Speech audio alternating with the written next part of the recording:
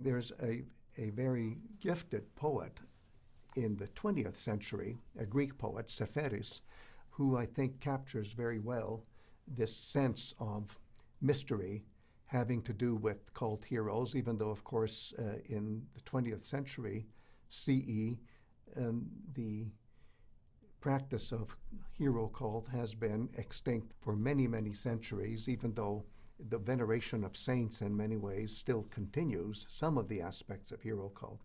In any case, I can't resist reciting the poem from memory because I find it just so good to think with, and then I will ask some Greek-speaking participants to do it right by pronouncing it without an accent. But anyway, here's my rendition of the three stanzas. Stanza 1.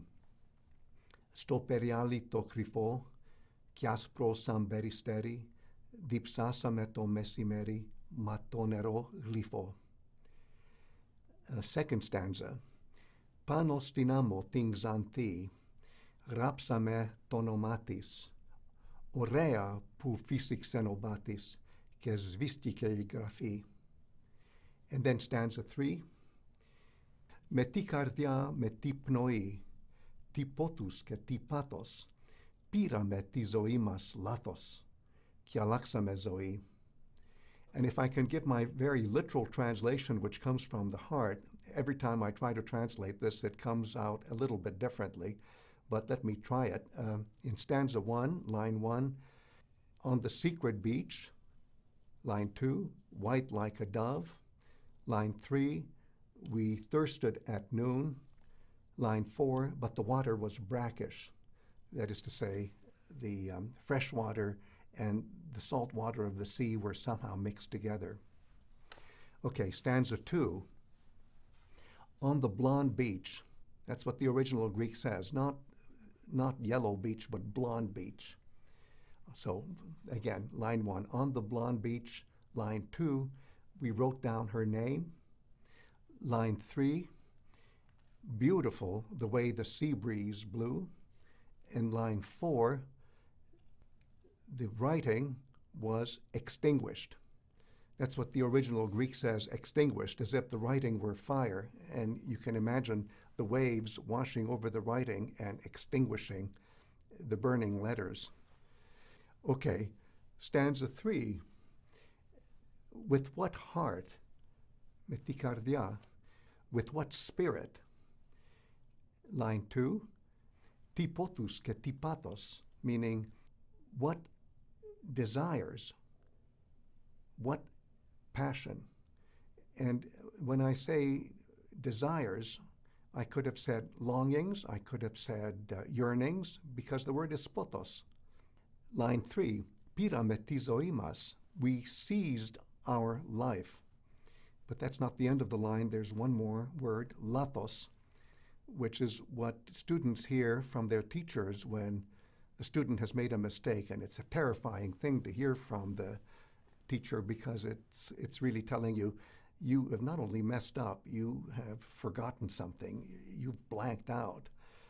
So that's not a nice thing to hear, and it causes me anxiety just to hear it. So it's almost like the line is saying, we seize life, and then there's this word added onto it, lathos, which is signaling mistake, mistake, mistake. You made a mistake in saying, we changed our life. What is this? But Seferis, being such a great poet, it's even ambiguous, because if you say pirame lathos, that would mean we got it wrong. So the line can also mean we got our life wrong. So one meaning is we lived life, we got it wrong. Another meaning is we seized life, ooh, mistake.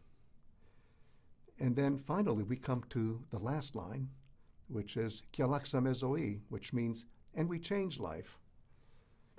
And I love the fact that when Seferis' words are saying this, we change life, he is thinking of the poetry of Rilke, the German poet who was such a close associate of the sculptor Rodin, and who in a poem about the mutilated torso of a Greek statue actually says, in the very last line, Du musst dein Leben ändern, you must change your life.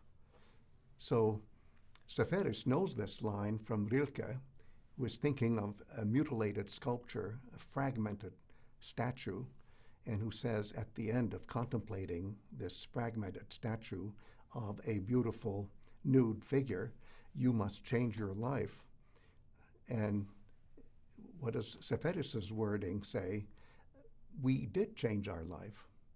So many things coming together, and for me, I can't appreciate this sufficiently if I don't think back of the ancient ideas of heroes and how the beauty of the hero, as united with nature, inspires the verbal art of song and poetry.